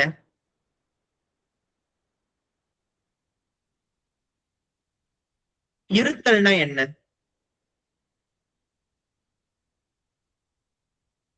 இந்த வார்த்தைக்கு நாம பொருள் சரியாக உணர்ந்து கொள்ளணும் அப்படின்னா நாம ஒருத்தவர்கிட்ட போனோம். அவர் இந்த வார்த்தைக்குள்ள அர்த்தத்தை அவ்வளவு சிறப்பா சொல்லியிருக்கார். ஒரே வார்த்தையில சொல்லியிருக்காரு. எந்த கேள்விக்கும் அவர்கிட்ட இருக்கக்கூடிய ஒரே பதில் இதுதான். நம்ம ஊர்ல உள்ளவர் தான், நம்மளுடைய இடத்துல உள்ளவர் தான், இருந்தவர் தான், பெரிய மகான். வள்ளலாருங்கய்யா, வள்ளலார். அவர்தான் அந்த வார்த்தையை சொல்றாரு. சிற்பரமே தற்பரமேன்ட்டு வள்ளலாருடைய பாடலே வருது. அவர் சொல்லியிருக்காருமா. ஆனா அவர் சிற்பரம், தற்பரம், பராபரம் இப்படின்னு சொல்லியிருக்காரு. ஆனா அதற்கான வார்த்தை அந்த அர்த்தத்துக்கு சொல்றேன், அந்த கேள்விக்குள்ள பதிலுக்கு சொல்றேன். அதை பத்தி நான் விசாரிக்கிற ஆத்ம விசாரத்துக்கு சொல்றேன். யாருன்னா ரமண மகரிஷி. ரமண மகரிஷி ஒரு விஷயம் சொல்லிக்கிட்டே இருப்பார். அந்த விஷயத்த நாம தெளிவாக தெரிஞ்சுக்கிட்டோம் அப்படின்னா தற்பரம் என்றால் என்னன்னு தெரிஞ்சுக்கலாம். என்ன சொல்லுவாரு? நான் யார் அப்படின்னு சொல்லுவாரு. 100க்கு 100. சுபாமாவுக்கு 100க்கு 100. நான் யார் அப்படின்னு சொல்லிட்டு கேட்கணும். அப்ப நான் யாருன்னு நம்ம கேட்டிருக்கோமா? நான் என்றால் என்ன அப்படின்னா என்ன அர்த்தம்? நான் என்றால் என்ன? என்னுடைய இந்த உடலை பத்தி சொல்றோமா? அதை பத்தி அடியேன் உள்ளார போக, ஏன்னா அடியார்கள் அத்துணை விஷயங்கள் அவர் ரமண மகரிஷி சொல்லியிருக்க. நான் யார் என்கின்ற கேள்விக்குள்ள அர்த்தமாக என்ன சொல்றீங்க? இவரு நம்ம ஓஷோ இருக்கார் இல்லையா, அவர் ஒரு தடவை ரமண மகரிஷி ஆசிரமத்துல அவர் தேடி வந்தாராம். ரொம்ப தூரம் டிராவல் பண்ணி வந்தாராம் அவருடைய சின்ன வயசுல. அப்போ வந்தப்போ அவங்க ரமண மகரிஷி அப்ப இல்ல, அவர் இறந்துட்டாரு. அங்க உள்ள அவர்களுடைய சீடர்கள் எல்லாம் ஜபமாலையை வச்சு நான் யார் நான் யார் நான் யார் நான் யாருன்னு சொல்லிட்டு மந்திரம் சொல்லிட்டு இருக்காங்க. ஓஷோ சொன்னாரா, நீங்க 1 கோடி இல்ல 10 கோடி தடவை நீங்க இது சொன்னாலும் அவர் என்ன சொல்லியிருக்காரோ அதை உங்களால உணர்ந்து கொள்ள முடியாது. நீங்க ஆத்ம விசாரணம் செய்யணும். அப்படின்னாதான் உங்களுக்கு அந்த பொருள் கிடைக்கும். சிம்பிளி நீங்க சொல்லி நான் யார் நான் யார் நான் யாருன்னு நம்ம சொல்லிட்டே இருந்தோம்னா அதனால நமக்கு எந்த அர்த்தமும் கிடையாது அப்படின்னு சொல்லி சொன்னோம். 5 எழுத்து மந்திரமும் அந்த மாதிரிதான். 5 எழுத்துல ஒரு எழுத்த உணர்ந்து கூறிட்டா போதும். சரி, அப்ப நான் யார் அப்படின்னு சொல்லி கேக்குறோம். நான் யாருன்னா என்ன? இந்த ஆத்மாவினுடைய இருப்பு நிலை. இந்த ஆன்மா இருக்குது அப்படிங்கின்ற விழிப்பு நிலை. அந்த நிலை நமக்கு எப்போ நிகழுதோ, அந்த நிலை எப்பொழுது நமக்கு புலப்படுகின்றதோ அப்போ இந்த ஆன்மாவானது முழு விழிப்பு நிலைக்கு வரும். சிம்பிளா இதை பிராக்டிஸ் பண்ணுங்க சாமி, ஒண்ணும் கிடையாது. நான் இருக்கின்றேங்கிறத நீங்க உணருங்க. அப்படின்னா நீங்க யார் அப்படின்னா, அப்ப நான் இங்க இருக்கிறேன் அப்படின்னா யார் அதை சொல்கின்றா அப்படிங்கறத கேட்டு பாருங்க. அந்த கேள்விக்கு உங்களுக்கு எப்பப்பெல்லாம் பதில் கிடைச்சிச்சோ உங்களை சுத்தி இருக்கக்கூடிய எல்லாமே பொய்யாக மாறிடும். உங்களுக்கு எந்த விதமான துன்பம் இருக்காது, உங்களுக்கு எந்த விதமான துயரம் இருக்காது, உங்களுக்கு எந்த விதமான இன்பம் இருக்காது, உங்களுக்கு எந்த விதமான இடையூறுகள் இருக்காது, எதுவுமே இருக்காது. மிக எளிமையாக அன்பா அமைதியாக அமர்ந்து நீங்க யார் அப்படிங்கிறத உங்களுக்குள்ளார கேட்டு பாருங்க. இந்த உடலா? இல்ல, இந்த உடல் கிடையாது. இந்த உயிரா? இல்ல, இந்த உயிர் கிடையாது. வேற எது? அப்ப உங்களுக்கு ஒரு இன்பம் வருகின்றப்ப அந்த இன்பம் நானா இல்ல எனக்கா இல்ல எங்க வருது? ஒரு துன்பம் வருதா? துன்பம் எனக்கா எங்கேருந்து வருது? இப்படிங்கிற கேள்விகள் எல்லாம் நமக்குள்ள கேட்டு பார்க்கணும். இப்படி கேட்டு பார்க்க இந்த ஆத்மாவினுடைய உண்மை நிலை, இருப்பு நிலை இருக்கும் பாத்தீங்களா? நான் இங்கதான் இருக்கிறேங்கிற அந்த ஒரு சுய அறிவு நிலை வரும் பாத்தீங்களா? அதுதான் இருப்பு நிலை. அதுதான் நான் யாருகின்ற என்கின்ற நிலை. நான் யார் என்று சொல்வதற்கு அறிவதற்கான முதல் நிலை தற்பரம். என்னது? தான் என்கின்ற உணர்வை தாண்டி தன்னை அறியும் இடம். அதாவது ஆத்ம ரீதியாக நீங்க உங்களை உணர்ந்து இந்த ஆத்மா இங்க இருக்கு அப்படிங்கிறத நான் உணர்ந்து கொள்கின்ற இடம். நம்மளுடைய வாழ்க்கையில எப்போதுமே அந்த விஷயத்த நம்ம செய்யறதே கிடையாது. இந்த ஆத்மா இங்கதான் இருக்குங்கிறத நம்ம உணர்ந்ததே கிடையாது. உயிரோட இருக்கிறத உணர்கின்றோம். நம்ம சாப்பிட்றப்ப நல்லா சாப்பிடுறோங்கிறத உணர்கின்றோம். நமக்கு ஒரு வலி வருகின்றப்ப வலி வருகுதுங்கிறத உணர்கின்றோம். ஆனா இந்த ஆத்மாவுக்கு தான் அது நடக்குது, இந்த ஆத்மா தான் அதை உணருது அப்படிங்கின்ற அந்த ஆத்மாவுடைய அறிவுக்கு தான் இதெல்லாம் புலப்படுதுங்கிற விஷயத்தை நாம உணர்ந்து கொள்கின்றோமா? என்னைக்காவது உணர்ந்து கொண்டிருக்கின்றோமா? கிடையாது.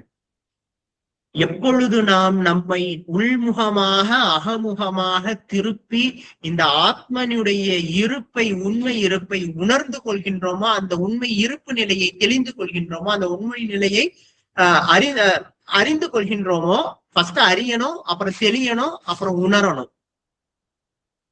நடக்குதோ அப்போ என்ன நடக்கும்னா இந்த ஆத்மா என்று ஒண்ணு இருக்குங்கிறது தெரிஞ்சிடும். இது தற்பரம். இரண்டாவது நிலை என்ன தெரியுமா சொன்னோம்? சிற்பரம். அது நான் யார் என்கின்றதுடைய இரண்டாவது அடுத்த நெக்ஸ்ட் லெவல், நெக்ஸ்ட் ஸ்டேஜ்.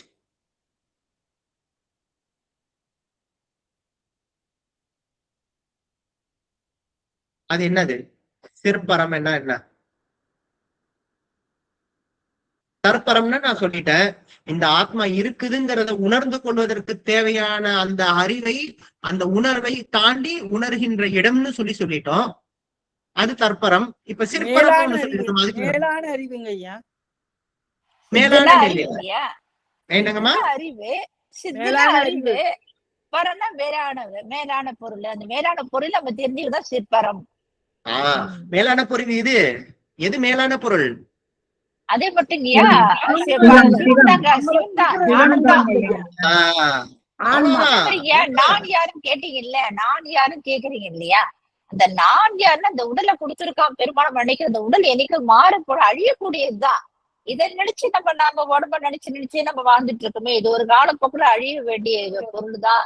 அப்ப நம்ம உணர்ந்து இதெல்லாம் ஒரு காலத்துல நீக்கக்கூடிய கூட முடியாத உண்மையான பொருள் என்ன அப்படின்னு நம்ம நினைக்கிறத நான் யார் உள்ளுக்குள்ள ஆன்மா மட்டும்தான் இருக்கும். இதெல்லாம் அழியக்கூடிய ஒரு பொருள். அப்ப நம்ம இறைவனை திருவடியை சேரணும். இப்ப நான் யாருன்றதை உணரணும். அப்ப எல்லாம் நான் என்ற ஆணவத்தோட தான் வாழ்ந்துட்டு இருக்கோம். அதெல்லாம் நீக்கணும் அப்படின்னுதான் நான் யாருன்னு அவர் உள்ளுக்குள்ள கேட்டுக்கிட்டே இருக்கிறாரு ரமண மகரிஷி. அதான் நம்மை நான் இருக்கின்றேன், இந்த ஆத்மா இருக்குங்கின்ற அந்த ஆத்ம விசாரம் செய்தனுடைய முதல் நிலை. ஆமா இருக்குதுன்னு ஒரு கன்ஃபர்மேஷன், ஒரு அக்னாலஜ்மெண்ட் கிடைக்குதுல, அது தற்பரம். அது உள்ளார இருந்து இயக்குவது என்கின்றது முழுமையான பியூர் கான்சியஸ்னஸ், முழுமையான ஞானமாக சிவம் என்கின்ற முழு ஞானம் என்னுடைய என்னுடைய ஆத்மனில் இருந்து அந்த தன்மை, சிவத்தினுடைய தன்மை எதே நிலையோ அதே நிலை இந்த ஆன்மனுக்கு இருக்குங்கின்ற நிலையை உணர்வது சிற்பரம். அந்த சிற்பரம் என்பது சிதம்பரம், அந்த சிதம்பரம் என்பது திருச்சிற்றம்பலம்.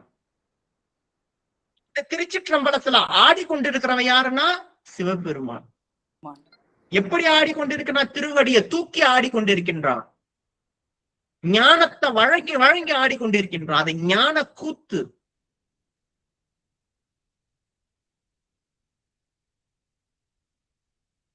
அப்படிப்பட்ட சிற்பர கணபதியே நற்கதியும் தந்தருள்வாய் என்கிறார். கதின என்ன, நற்கதின என்ன? ஒருத்தவர் கதி அடைஞ்சிட்டார் அப்படின்னா என்ன அர்த்தம்?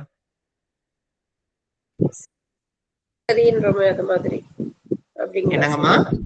சிவகதி அடைந்தார். நான் சிவகதிக்கு போல நற்கதிக்கு போல, கதி மட்டும் வச்சுக்கோ. ஃபர்ஸ்ட் கதிக்கு வச்சுக்கோ. கதினா என்ன?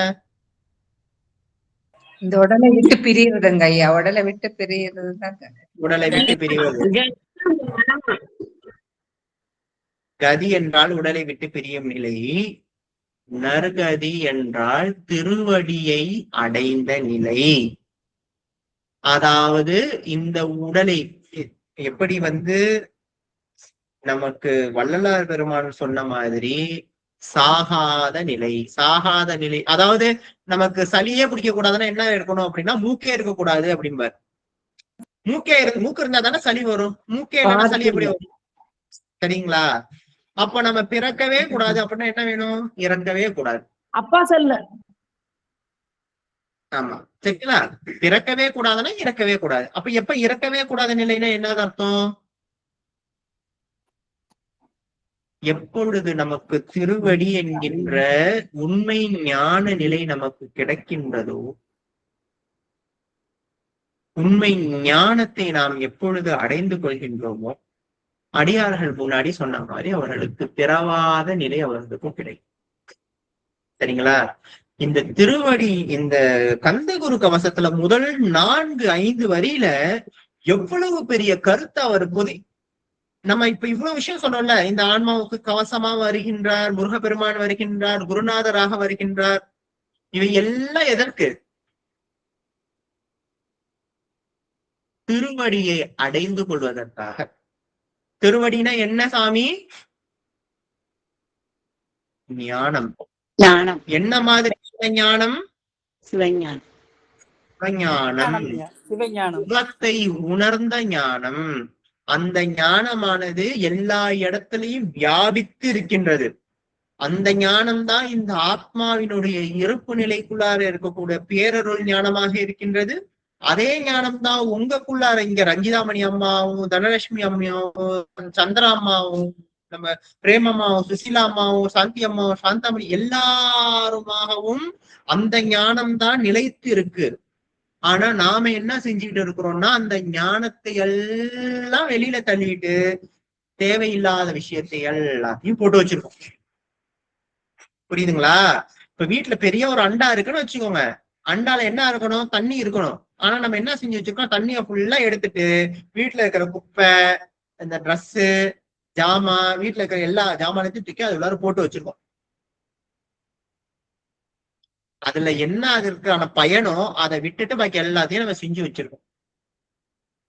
எப்போ நமக்கு அங்க உண்மையாலுமே சிவபெருமான் தான் இருக்கணும், சிவத்தை பற்றிய ஞானம் தான் நமக்கு திருவடி ஞானம், அந்த ஞானத்தை நாம் அடைவதற்காக தான் இந்த பிறப்பு நமக்கு சாமி கொடுத்திருக்கிறார், அதற்காக தான் இந்த புவன போகத்தனு கரண புவன போகங்களை கொடுத்திருக்கிறார், குருநாதரை கொடுத்திருக்கிறார், திருவாசகத்தை கொடுத்திருக்கிறார், நமக்கு சைவத்தை கொடுத்திருக்கிறார், அடியார் பெருமக்களை கொடுத்திருக்கிறார். அடியார்.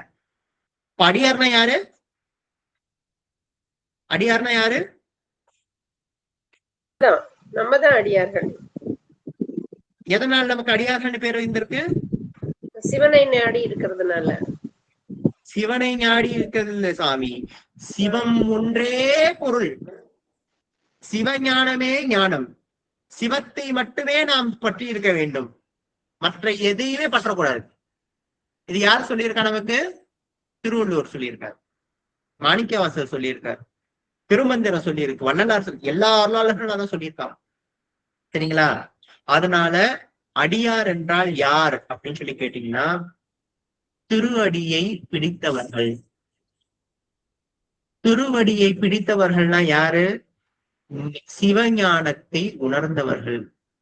சிவஞானம் என்பது என்ன? சிவம் ஒன்றே பொருள் என்பதை உணர்ந்தவர்கள்.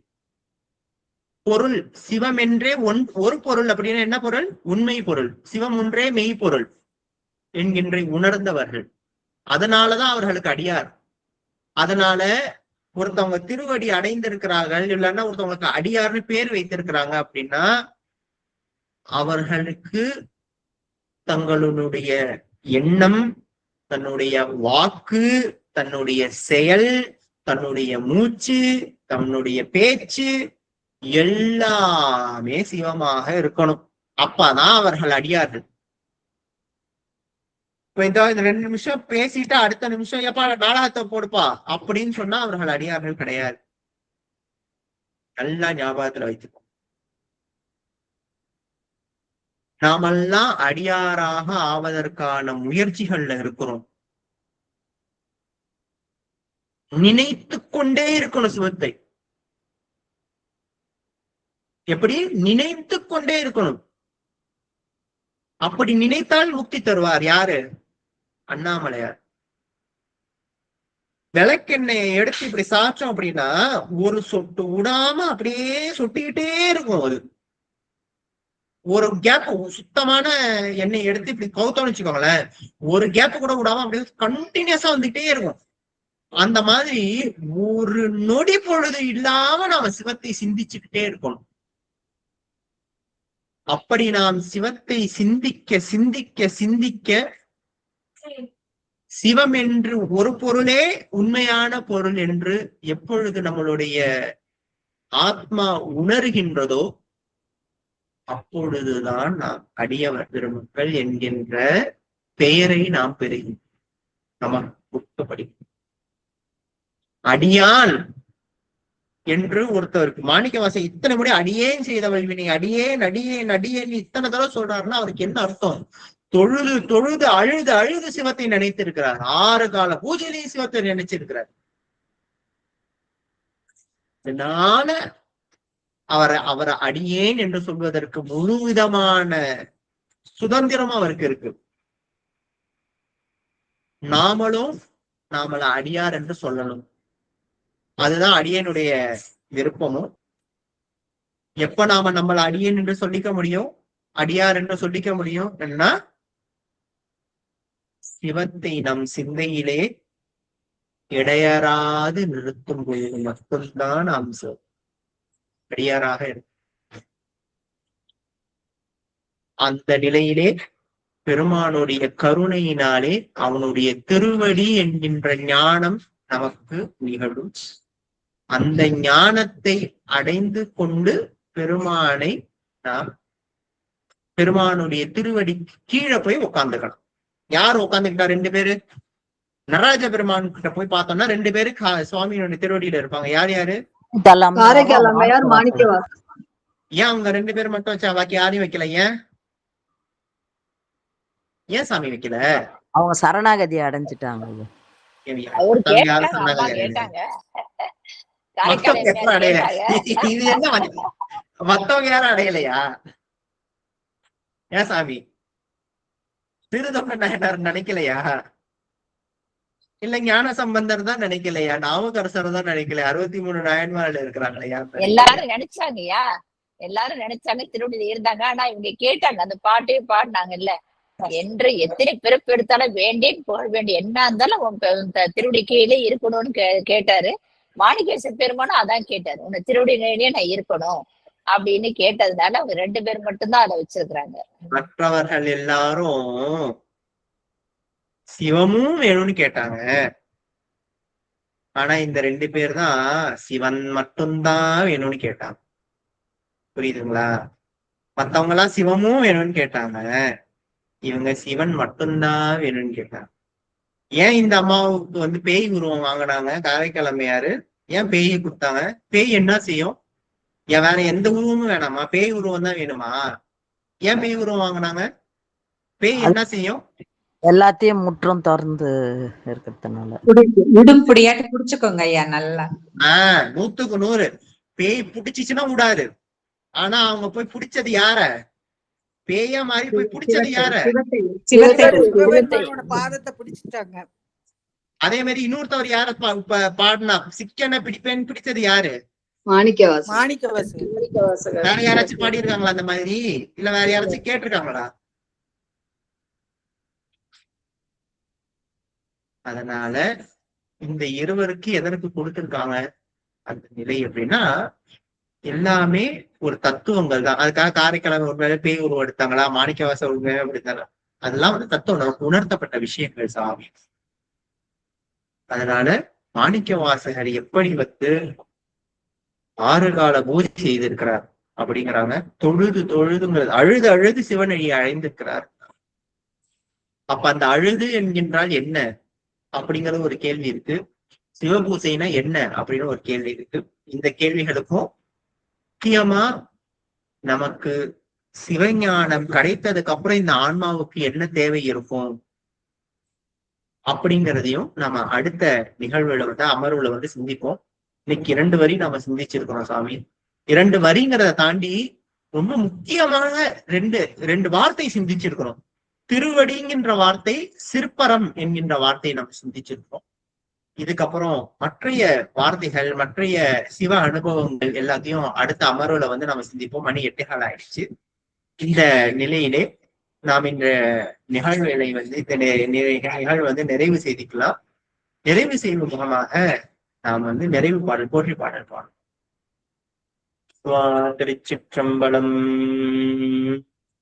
வான்முகில் வழாது பெய்க மலிவலம் சுரக்க, மன்னன் கோன்முறை அரசு செய்க குறைவிலாது உயிர்கள் வாழ்க, நான்மறை அறங்கள் ஓங்க நல்தவம் வேள்வி மல்க, மேன்மைக்குள் சைவ நீதி விளங்குக உலகம் எல்லாம், ஆறிரு தடந்தோள் வாழ்க அருமுகம் வாழ்க, வெற்பை கூறுசை தனிவேல் வாழ்க குக்குடம் வாழ்க, செவ்வேலேறிய மங்கை வாழ்க ஆணை தன் அணங்கு வாழ்க, மாறிலா வள்ளி வாழ்க வாழ்க சீரடியாரெல்லாம், மாறிலா வள்ளி வாழ்க வாழ்க சீரடியார் எல்லாம்.